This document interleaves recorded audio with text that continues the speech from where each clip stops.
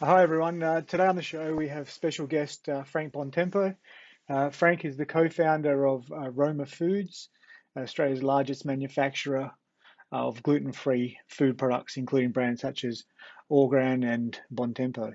Founded in 1953, the Buontempo family have grown the business to exceed over $35 million in turnover a year, export to 70 countries and employ over 100 people. It was really interesting to hear Frank's insights into growing the business, the importance of dreaming big, and how they go about maintaining a great family culture in their business. Hope you enjoy the podcast and feel free to share with your family and friends. Frank, welcome to the show and thanks for joining us. Thank you. Thank you for having me. Now, Roma Foods, tell me a little bit about the background and where this all started. Background is, I've always had interest in health foods. Coming from overseas, my parents were used to the agriculture and knowing herbs and spices and vegetables that grew wild and the benefits and so on. And I grew up in that sort of atmosphere, and sort of that led me to have a strong interest in health food. And from there, my brother and I decided to go to business to explore that opportunity of producing health foods. And in doing that, we started to eliminate wheat or wheat-related ingredients and anything that contained gluten, and we became the allergen-free and gluten-free business that we are today. Okay, and is it primarily Italian type foods, or is it a whole range of different? It's a whole foods? range. I mean, we've produced pasta, which is obviously Italian, but you know, we do crisp bread, we do breakfast cereals. We did formulate a falafel mix, which was considered to be you know, even better than the traditional type, and that was allergen-free, and we exported that to the Middle East, so we must be doing something good there. Yeah, absolutely. That's I mean, this all touches on one of my my family is originally from Italy as well, and so I love nothing more than making the pasta from scratch. Getting, you know, especially during COVID times, the first thing I did was get the family together. I'd get the pasta machine out, we'd make it from scratch, and have it, you know, 15 people around the table and have some pasta. I love that sort of stuff. So to see what you guys are doing, I briefly thought how cool it would be to run a business like that. I'm sure it's much harder work than how romantic it seemed while I was making pasta during COVID. What goes into it from a business point of view? Because you've got, this is 100 people or so. Is that about right? Yeah, we're about 100 people. I mean, that the tradition of making pasta, I mean, that's still with us. My mother still makes her pasta, but again, you know, as she's been getting older, she's been finding some health issues, and she found that the gluten-free part is actually helping her. So you know, as much as she likes making her own pasta, she's actually benefited from the gluten-free variety of pasta. And you know, having a business like that, it's grown from not just pasta, but premixes and flour and crisp bread and so on. It is challenging, especially ensuring that everything under the one roof is maintained allergen-free. So it's not just gluten-free. So our suppliers, sourcing the ingredients, qualifying who supplies and what comes into the plant and how it's processed. That there's a lot of control for that.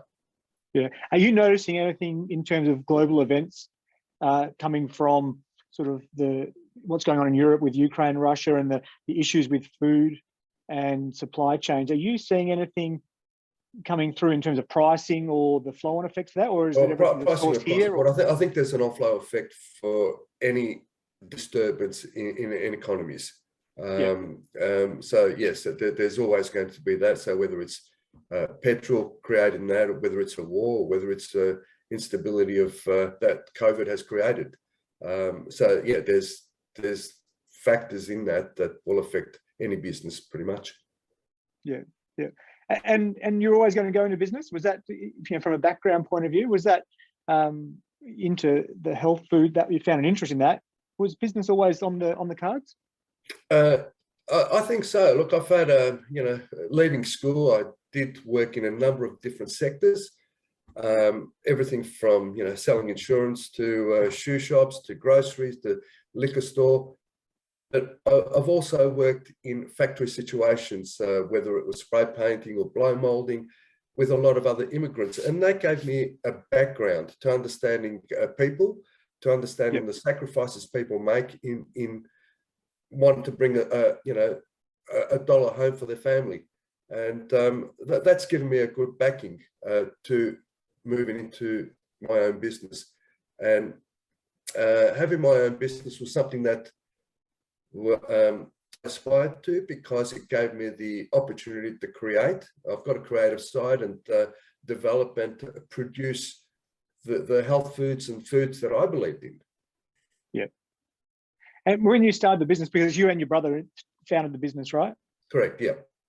And do you find, in terms of what your strengths and weaknesses are, do you offset each other, or you've got similar personalities, or how does that, what's your biggest strength, and how do they work together? Yeah, different personalities. That's always been the case, and most of the time it's been a forte, because he's got more of the financial, monetary understanding and control. I've probably got more of the creativity, and in combination, it does work. Yeah. And if someone wants to make it work, it will work. Yeah. So he's sort of like the numbers guy, and you're sort of more on the relationships to sales type. So is that in simple terms? Yeah, yeah, more or less. I mean, when you're starting a business, especially, you become a jack of all trades, whether you're typing up the invoices, or doing the selling, or doing the purchasing, or doing the packaging, or doing the production. So yeah, you're everywhere, and you learn those skills. And it's one of the best places to learn those skills. Yeah, on the job. And you guys export all over the world now, right? To about 70 countries, yeah. Yeah, okay. That counts as all over the world to me. So, and in terms of that, is that where you see the future of all this, in terms of the demand for those types of products, is especially in Asia and some of those countries? Is that a huge area of growth? I think, it's a demand all over the world. There's a lot more recognition for health foods, for gluten-free foods, for allergen-free foods. There's more recognition by the doctors, whereas 30 years ago, 35 years ago, they considered the issue to be in the mind, not in the gut. Right. Yeah. So there's a lot of recognition. There's a lot of growth in that. I think our advantage is that we've concentrated on expanding our capabilities in production under the one roof. So we do produce a range of foods in different sectors, and controlled. So a lot of people have confidence in what they're purchasing when they look at the brand, when they know the brand, and they say, okay, we know who's making it. It is guaranteed gluten-free, allergen-free, and it's made in Australia, which is a super bonus. Yeah, and that's critical, right? If people have got allergies, you've got to know exactly what's in it. You've got to have that quality control. It's otherwise it's dangerous, right? Well, yeah, it can be dangerous. If a continual consumption of gluten, for instance, if you're a celiac, could continue to cause inflammation, which could lead to other maladies, and cancer could have other implications. So yes, it is important, and also for those that have sensitivities to certain ingredients, because it could affect their immune system as well. Yeah. And in terms of COVID in the last few years, how did that impact you guys? Was that a difficult time, or was that, there were some businesses that actually it worked out pretty well for them? How did that affect your business? Well, food and food ingredients have taken off in the 2 years of the COVID. There's always been stability for food business in terms of selling, but in terms of maintaining a business, there has been some challenges with staffing and controls and COVID control, and making sure Yeah. that everyone's safe. Yeah. Okay. And in terms of as you grow in the business, you've got strengths and things that you're good at. What was it as a founder? What's your biggest weakness, and how did you overcome that, Frank?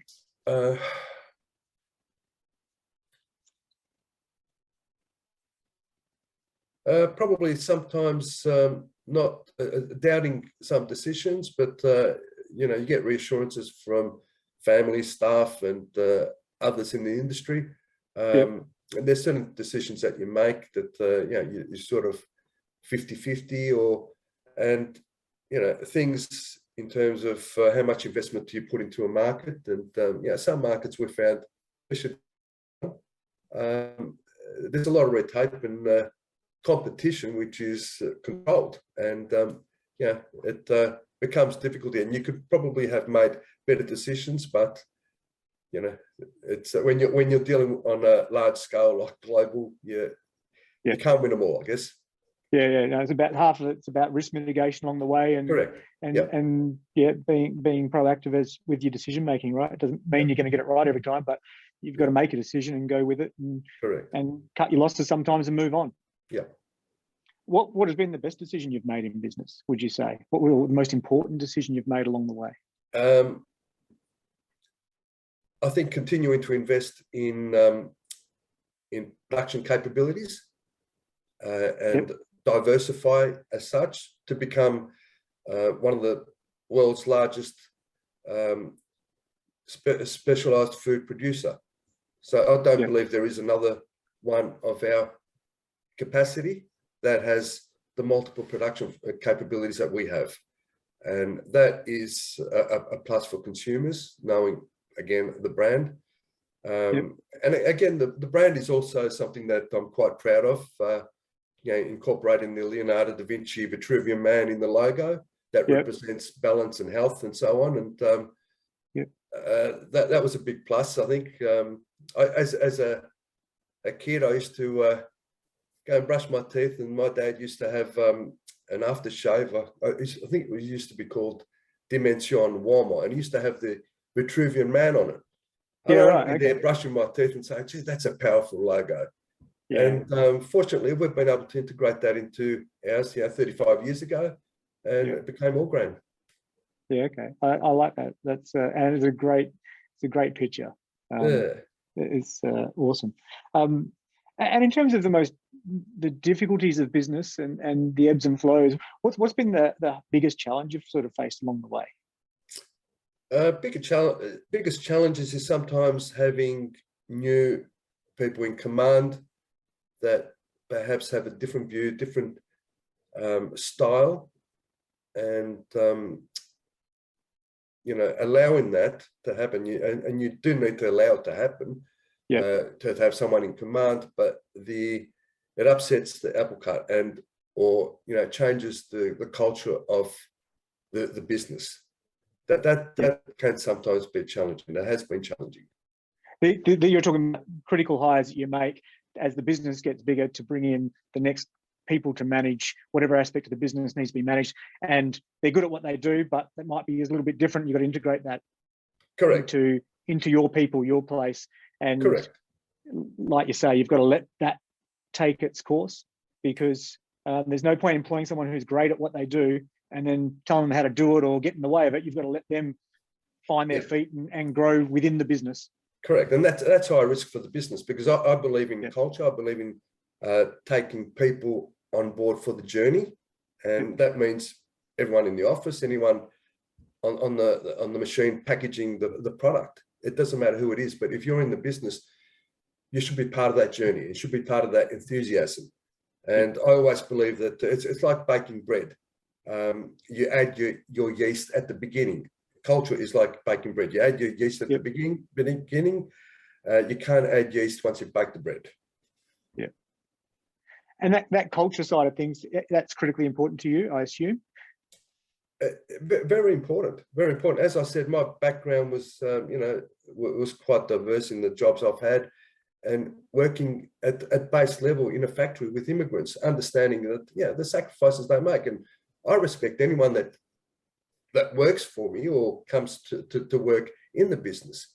because I think they should be part of the journey. They should be enjoying the enthusiasm. And, you know, I always believe in flatline management, and everyone on the team knows where the goals are, and we're all going for those goals. Yeah. And cultural mismatches, which happen from time to time, presumably you've just got to rectify that as quickly as possible. Is that the case? Is that your philosophy as well? Yeah. Yeah, I believe so. I think, you know, culture is one of the most important parts of the business, and especially retaining valuable people that have been there long term, because they do bring value to the business. They know their stuff. They've been there. They've been trained. And to start that again, it's not just a cost, but you know, you're trying to sort of re-engage people and integrate them into the culture that, you know, you believe in. Yeah, and that's that sort of family value side of a business, right? Where the IP and just the knowledge that's been there when people have been there for years, it's irreplaceable. Correct. Yeah. And in terms of advice you've received along the way, and is there anything that stands out as the most important piece of advice you've received? And what would you, what advice would you give to someone in business today?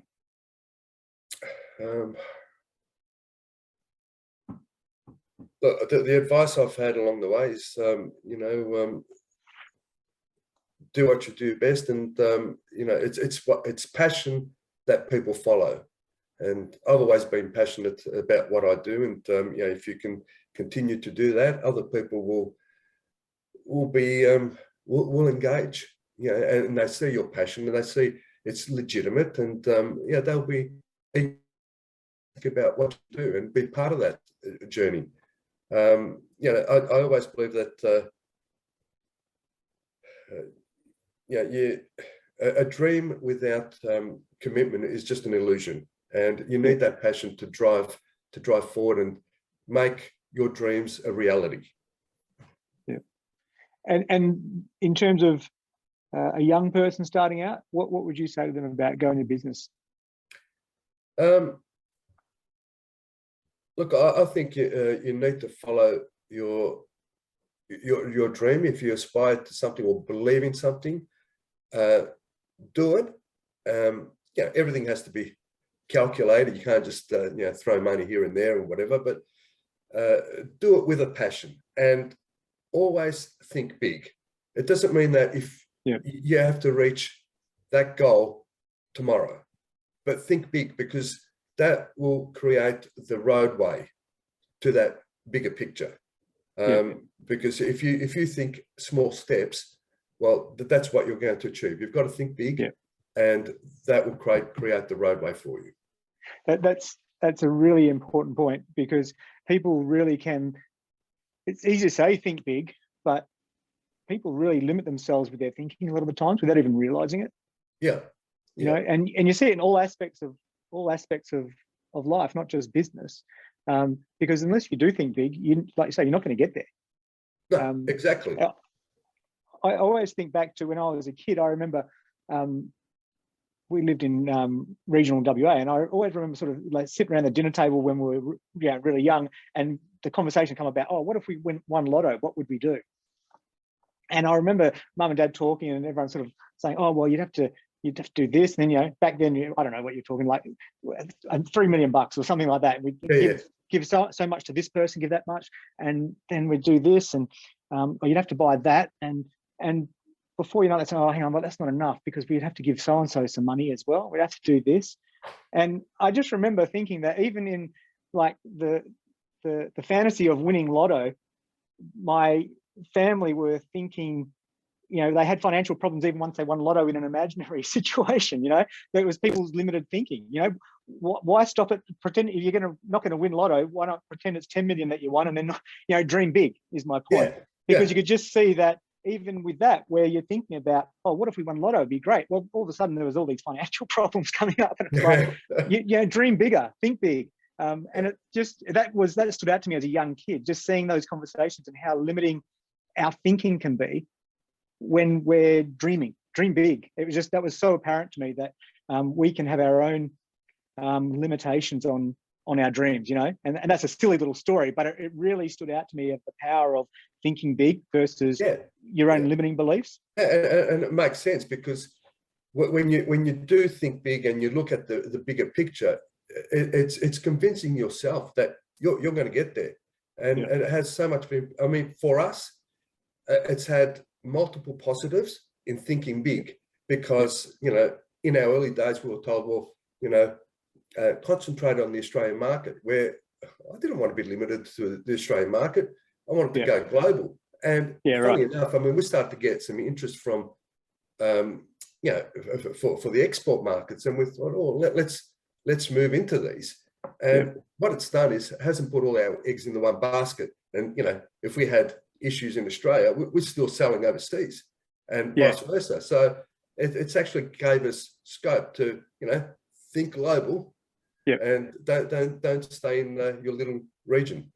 Yeah, a lot of people just think safely, right? They just do this, do that. And if you listen to it, like you say, you just concentrate on Australia, and before you know it, you're saying no to opportunities that actually can transform your business or take it to by an order of magnitude larger, or whatever it might be.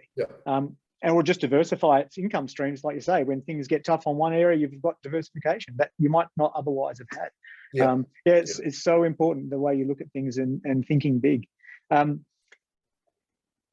In terms of business people that you sort of looked at, have you had any mentors along the way, or are there any business people that sort of inspire you or you admire in the way they've done? I mean, in terms of thinking big, the person that comes to mind for me, a lot of people don't like him or do, is Elon Musk, because of the way he is able to execute on huge visions, regardless of anything else. That's someone that comes to mind for me, and I guess for many people. But is there anyone for you that sort of... Well, Elon Musk is good, but I think he's doing a lot more of that because, you know, he's got the backing.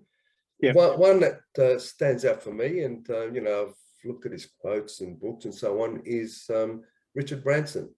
Because he's very collected, he's humble, he's respectful. He understands what it's like to start the business, and he still has a really good sense of humor. And to me, I think, you know, if you're just a grumble day, you're not enjoying what you're doing, and you're not don't have that humorous side, well, you know, you're really not enjoying what you're doing. And, you know, I believe in a bit of humor, and I like, you know, I've always joked with staff, and I think it's an important part, because that's humanity. It's the human touch. It's living life, right? It's not just about the outcomes from a business perspective. It's about everyone's there every day doing what they do. Absolutely. You've got to enjoy every day, or at least as much as you can. I mean, I always go to a quote from a German philosopher, Goethe, who said something along the lines of life: enjoy when you can, endure when you must. And I sort of try to apply that to life, where, you know, enjoy it when you can, but you can't there's going to be stuff that happens that's not great sometimes. You just got to get through those times. Correct. But where you can, have a laugh and have fun, right? There's highs and lows, and you know, you if you can prevent those lows, it'd be great. But sometimes they do just happen, and if you dwell on it, I mean, that's not good. I think I've always looked at things to be. I'm very optimistic. The glass is always half full for me, and you know, I've always been that way. And you know, things happen, move on, we can fix, and you know, look for the better. And that's what I've always said. I think to be successful in business, you have to have that mindset, because there's just too many things that go wrong naturally on a day-to-day basis, that if you didn't have that mindset to get through it and get to the next part, you would stop in your tracks sort of at the first sign of trouble, or when things get hard. I think you have to be successful, or the most successful people I know have that mentality, and that's what keeps them, you know, continuing to grow, and their businesses continuing to grow. Richard Branson's a great example, because I think, you know, you look at some of the stuff that he's done. I love reading his books as well, you know, especially in the early days. You know, as a young person, just to sort of go and buy the island and not know how he's going to fund it, but got it done. Or, you know, got caught on a plane, or not being able to get a flight, but wanted to go anyway, and so rounded everybody up, and, you know, Virgin Airlines was born. Like, some of the stories and some of the way he just goes about things, where most people, even entrepreneurial people, would not go to the extremes that he does. I think, you know, his stories and the way he goes about stuff is just amazing. And that's why you know, I do aspire to his ways. He's got a way of doing things, and you know, if you're presented with an obstacle, there's always a way around it, and Yeah. you know, you just have to see that way around it, and not just give up and say, oh look, you know, it's too hard. Yeah, exactly. And in terms of books, you got people like Richard Branson's books. Is there a business book or a couple of business books that come to mind that you would recommend? There's a few. Can't remember the name. Secrets of a Millionaire's Mind, I think, was one. Right. But yeah, again, like Richard Branson's Like a Virgin. There's a few other ones that, yeah, different aspects. Any of those books, even if you pick, I've always found, and even when I was quite young and had no money, the best thing I think you could always do, from my perspective, was to spend 20 or 30 bucks on a book. It was the best investment. You know, you find someone like Richard Branson, or whether it was on Steve Jobs or Warren Buffett, or anybody who has been successful, for 30 bucks, you can buy, you know, a really big part of their knowledge and experience. To me, that's you know, you can go to conferences, you can go do all those sorts of things, but to me, value for money, 30 bucks on a book for a young person to gain all of those insights is just the best investment you'll ever make. Yeah, absolutely. And you know, I've got a few friends and that try and do that with their kids and say, look, you know, read Rich Dad, Poor Dad, you know, understand how they're doing it. And, you know, it's not something that you always learn in school, and you need to understand from people that are doing it, and can be done. You've just got to stay focused and make sure you know, you're frugal with your money, and don't go and spend it on the wrong stuff. Yeah, exactly. Like cryptocurrency, Marcel. Marcel, you can cut that out later. You can do the editing. That's all right. I've got my son that's similar at the moment. Yeah, that's all these young guys. I mean, all my kids are adults these days, but they've a couple of my daughter's boyfriend. This is off track. Marcel, you have to cut this part out. They go in and they buy these crypto and the NFTs and all that sort of stuff, and it's all sort of turned to mud. So it's tough work, but that actually is good for them to do, I think, is to experience it. Yeah. To go through and see the stuff when it's going good, learn about the mindset of how that works, and then when it all goes to mud, experience that, how that feels, and how markets react. I think that's invaluable lessons for them. As silly as some of that stuff seems, and it's like, well, you know, you can say "told you so" or whatever, but actually, as they've been doing it, I've been saying go for it, see what happens, because it's not sheep stations for them, but it's actually really good lessons on what goes right, what goes wrong, and you know, you never know. You look at Bitcoin. I remember a venture capital guy telling me, we're talking probably 2011 or 12. Saying, oh, I might just throw a few grand at some of this Bitcoin stuff. That was, you know, 10 or 12 years ago. And I thought, it obviously was speculative. I'm not into that sort of stuff at all. We're sort of all, you know, blue chip, proper stocks, you know. And I thought, well, what's the point? You throw a few grand in it because you wouldn't put any more into it. And it doubles, triples, whatever. It's not life-changing stuff. Having said that, I went back and had a look at the price then compared to now, and I think about $1,000 would be about 5 million now. That's how much Bitcoin has gone up over those sort of 10 or 11 years. So maybe I should have done it. Yeah, well, and those things you don't know. I mean, the young ones, I don't stop them, but I do tell them to be careful. And the thing is, like you say, they do learn from them.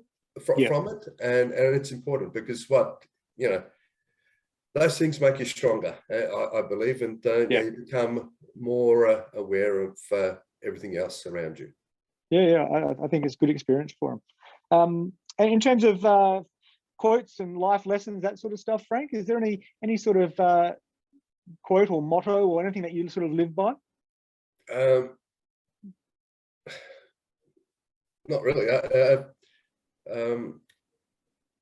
A vision without commitment is only an illusion, and that's what I've always believed in, because you know, you can believe in a lot of things, but unless you actually do it and commit and are passionate about it, nothing will happen. because you see a lot of people with plans and wanting to do things, whether it's, write a book or start a business or do whatever it might be. But like you say, it's all an illusion unless they actually do it. Correct. And just comes back to actually executing, right? Yeah. I think you have to put your feet in it. And my mother always says, once you're in there, it's like jumping in the water. If you either swim or you drown, so you've got to put yourself in that position where you've got to do it. And you got no choice, right? You just got to get on with it. Yep. Where's your family from in Italy, Frank? From the Abruzzo region. Yeah, okay. Which is opposite Rome. Yeah, right. Yeah. And how long have they been in Australia for? I mean, my family came out from Sicily back in, I think, the 30s. My grandparents came out. Oh, that's way back. No, we came in just on the change of the currency, which was what, 69? Yeah, okay. Yeah. 69, yeah. Yeah, so I was born there. So. Oh, okay, yeah. That's pretty cool. What's ahead for the business? What's next? Keep expanding. Expanding. I mean, we've brought it up to, very proud to where we've got it. Been able to produce so many diverse products and having a brand that is recognized around the world. Matter of continuing to expand, and we don't know whether there's, we have investors or grow it in other ways, but the business is definitely set as a stay in the country. Yeah, okay. I read an article going back to April where I think you might have had some approaches from different businesses, and you're sort of looking at what to do next. Is that part of the next phase, or is that all under wraps? That's on the cards, but it's under wraps at the moment. So we're not sure of the direction on that one. Yeah, okay. Just a matter of wait and see. Yeah. I'm very passionate about the business. I'm very passionate about the brand. As I said, especially the way the brand evolved and where we've got to, and it's something that it's going into business was not just for producing the foods and helping people out that have got allergies, and bring it to fruition what I believe about natural foods and the diversity of nutrition and so on. But it was also to make my parents proud and to validate their sacrifice of coming to Australia, which I feel very connected with that. I know that they have been very proud. My father's passed away, but my mother is extremely proud of what we've been able to achieve in this country. Yeah, right. Yeah, and that to me, it resonates, and it resonates to my family and kids as well. Yeah, okay. And that makes the next phase of growth, especially if there's other organizations or institutions getting involved, that makes it more, what's the word I'm looking for? I mean, when you bring in bigger institutions, there's a different sometimes philosophy on how things should be done. And I imagine that culture, the way you do business, and the integrity of the products and the business is critically important to what you do. And I imagine that's front of mind as you go into that next phase, and the partners that you might choose, that is something you've got to really lock down, because making the wrong decision on that side of things can undo a lot of that, I guess. Yeah, absolutely. And that's very important to me. You can't just change something that it's taken 36 years and just let it become just another business that doesn't have that same culture. That's correct. And I've seen that happen before. I'm going both ways, where the right partners, or the right, however it goes, whether it's ASX listings or private equity, or just private investors, whatever it might be. But whoever it is, and whatever the path you go down, it's a really important aspect to get right for you, for the way it matches with how you want your business to go. Because it's like a marriage. That part of it is so critical for the decades ahead, and choosing the wrong partners can be a disaster. And that, when you get it right though, it can be fantastic too. So that, that's I imagine that's a really important consideration going forward. Yeah, very important. I mean, that's along the throughout the years, it's been important to have like-minded people to understand the culture, to understand that respect, to understand. I mean, we've got different cultures from different background, people from different background. We've got a couple of people from Afghanistan that started with us, I think 20 years ago, when they had the issues over there, and they've been able to work for us and bring their kids to school and create a home in Australia, and they're forever grateful. And you greet them in the morning, and sometimes they'll just look at you with a smile. It's like you're God, and they put their hand over their heart and bow to you. It's and it's the respect that works both ways, and and that's really important to me. It's really important to have the right culture in the business and have the right passion and outlook to where you want to go, and how far you want to take this business. Oh well, Frank, that's probably all we've got time for, but I really appreciate you coming on the show and sharing your insights and the journey of the business, and I really admire the way you go about business. It's really good insights. Thanks, Dion. Thank you for having me. I appreciate the talk. I always enjoy talking about my journey. Fantastic. No, fantastic. Thanks very much.